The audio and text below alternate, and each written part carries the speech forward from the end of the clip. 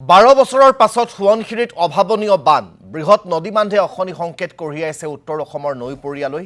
সোমবাৰে নামনি সোৱণশিৰি জলবিদ্যুৎ প্ৰকল্পৰ বান্ধৰ 9খন গেট মুকলিৰ পিছতেই হাহাকাৰ পৰিস্থিতি সোৱণশিৰিৰ উৎস আৰু অৰুণাচল প্ৰদেশত ধাৰাসাৰ বৰষুণৰ ফলত সৃষ্টি হৈছে বানৰ আজিও বিপদসীমাৰ ওপৰেৰে বৈছে সোৱণশিৰি প্ৰতি মুহূৰ্তত সোৱণশিৰিয়ে 7500 ঘনমিটাৰ পানী কঢ়িয়াইছে নৈখনে বানক লৈ জিলা প্ৰশাসনে জাৰি কৰিছে ৰেড এলাৰ্ট যাৰ বাবে এতিয়া সংকিত হৈ পৰিছে জলবিদ্যুৎ প্ৰকল্পৰ নামনিৰ জনতা এই সন্দৰ্ভত আমাক সবিশেষ জনাব জিতু ৰাজকোঁৱৰে হয় নামনি সোৱণশিৰি জলবিদ্যুৎ প্ৰকল্প পুনৰ পানী বৃদ্ধি পাইছিলে যদিও ৰাতিৰ ভিতৰতে হ্ৰাস পাইছিলে পুনৰ আকৌ পুৰা পানী বাঢ়িবলৈ আৰম্ভ কৰিছে মই মোৰ সহযোগী দেখাবলৈ অনুৰোধ কৰিছোঁ যেহেতু সোৱণশিৰি নদী এইদৰে তেওঁলোকে পানী হ্ৰাস হৈছে যেহেতু একাংশ লোকে এইদৰে মাছ ধৰা পৰিলক্ষিত হৈছে যেহেতু সোৱণশিৰি নদীৰ যেহেতু নৈপৰীয়া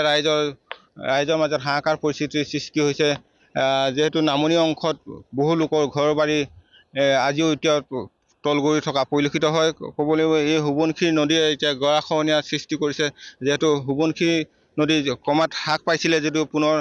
পুৰা বাঢ়িবলৈ আৰম্ভ কৰা পৰিলক্ষিত হৈছে এগৰাকী স্থানীয় লোক আছে মই তেওঁৰ পৰা জানিব বিচাৰিম যেহেতু পানী যেহেতু কালি বহু পানী হৈছিলে আজি কেনেকুৱা ধৰণৰ হৈছে কালি পানী বাঢ়িছিলে বাৰু ওপৰলৈ গৈছিলে আজি অলপমান আকৌ বাঢ়িছে নিচিনা লাগিছে এতিয়া বৰ্তমান অলপ বাঢ়ি আছে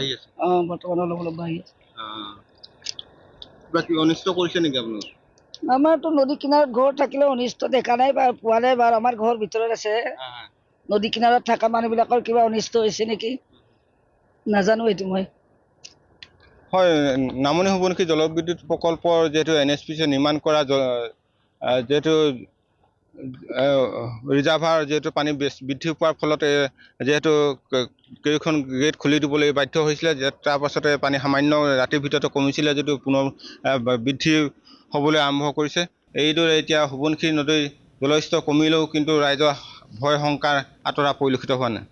ধন্যবাদ জ্ঞাপন কৰিছোঁ আপোনাক এই মুহূৰ্তত জিতু ৰাজকোঁৱৰ আমাক পোনপটীয়াকৈ পৰিৱেশ দেখুওৱাৰ বাবে